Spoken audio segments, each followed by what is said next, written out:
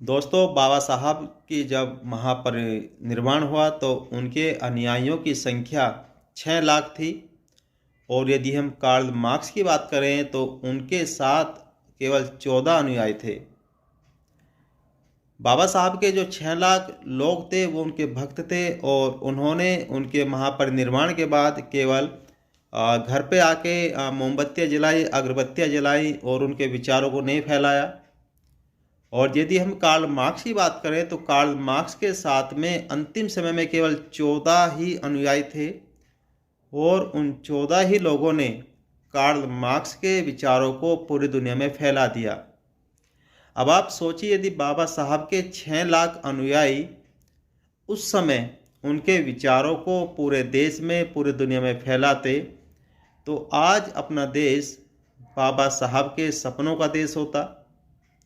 सबको समानता, बराबरी का अधिकार मिलता, और किसी के साथ भी आज़ादी के 75 सालों के बाद भी इतना जातिगत आधार पर भेदभाव नहीं होता जिस प्रकार की आजकल फिर से घटनाएं आने लगी हैं।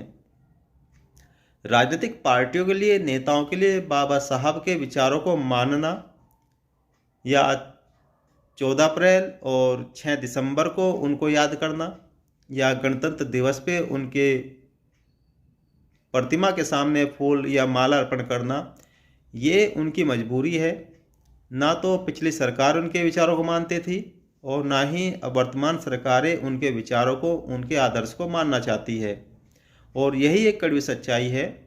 तो बाबा साहब को मानने वाले जितने भी लोग हैं, तो प्लीज़ उनके विचारों को आप फैलाइए, उनके आदर्शों पर चलिए, शिक्षित बने, संगठित रहें, संघर्ष करें, यही उनका नारा था।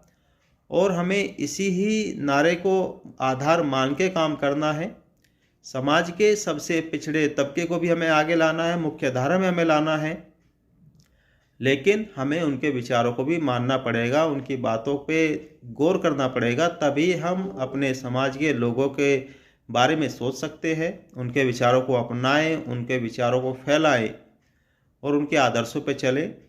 तभी हम बाबा साहब के सपनों के भारत को बना सकते हैं। तो हमें हर हाल में उनके विचारों को फैलाना है, उनके बातों को पूरी दुनिया में फैलाना है। और सोशल मीडिया एक बहुत अच्छा प्लेटफॉर्म है उनकी बातों को और अपनी बातों को लोगों तक पहुंचाने के लिए। तो प्लीज़ सभी बाबा साहब के आदर्शों पे चले, समाज को मुख्य धारा में जोड़ने का काम करें। तभी हम बाबा साहब के सपनों के भारत का निर्माण कर सकते हैं। इसी के साथ जय भीम, जय संविधान, जय भारत।